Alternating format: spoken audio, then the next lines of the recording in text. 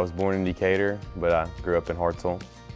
Some of my earliest childhood memories would probably be, I remember my mom's side always got together a lot, so I would stand in the front yard with a bat and a ball and just stand there in the driveway and wait for people to pull up.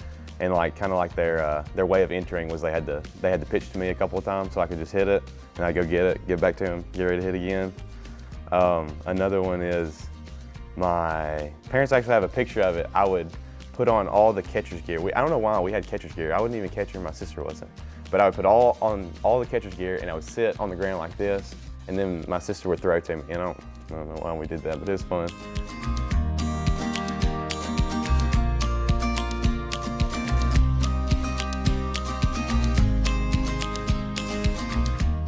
Hartselle's a huge baseball town.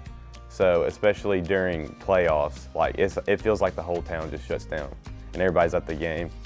And I remember we had a playoff game at home, and they're bringing in bleachers and putting it down the sides, and an hour and a half before the game, we're warming up and just getting there's already trucks lining the outfield and people's grilling out and loud music, and people are in the stands and marking their spots. It's a lot of fun stuff. And then during the game, it's just chattering the whole time. So people are talking behind you, trying to talk to you during the game. And I remember all the country folks were sat together with their loud trucks, and you hit a home run, and they'd rev up the trucks real loud. That was pretty cool. I didn't hit many home runs though, but the ones I did were pretty cool. I felt pretty special.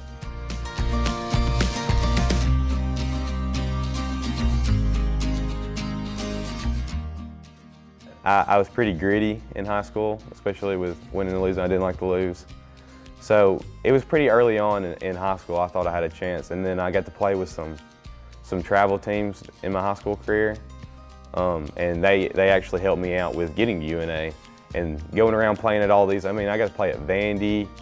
I traveled all over playing on these crazy great stadiums, and it was really cool. So that's when I felt like, hey, I really need to try to do this. I need to strive for it.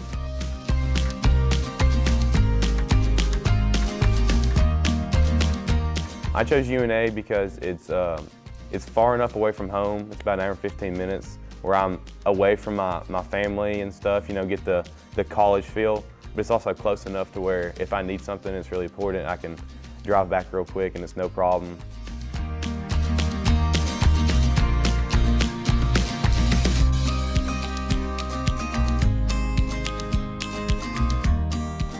My favorite thing about UNA's campus is probably the live lines, because you don't see that very often at campuses, especially when I first came here and I was talking to my friends. I was like, yeah, we have live lines on campus.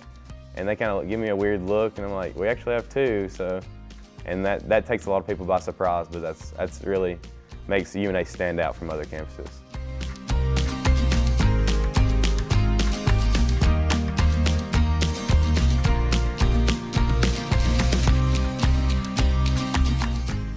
Another memory that I'll take away from UNA is playing at West Florida my redshirt freshman year. At this point, I wasn't really playing a lot. I was just kind of a pitch hitter at the end of the games.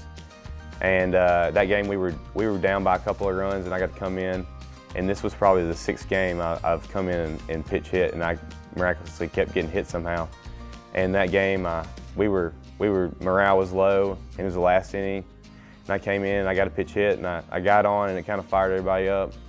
And we actually came back and won that game, and Coach recognized me for getting that started, and that was really special to me. It kind of hit home, and that was a big reason I finally got my foot in the door and got in the lineup. And from then on out, I was the DH most games after that. So that was a big important step to me.